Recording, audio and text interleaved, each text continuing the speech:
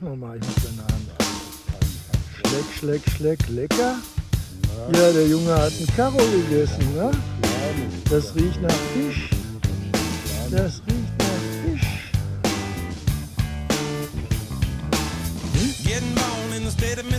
Hey, Rumpsteak, wie geht's dir, Rumpsteak? Da kommt Filetsteak. Ja, und wer bist du? Kotelett?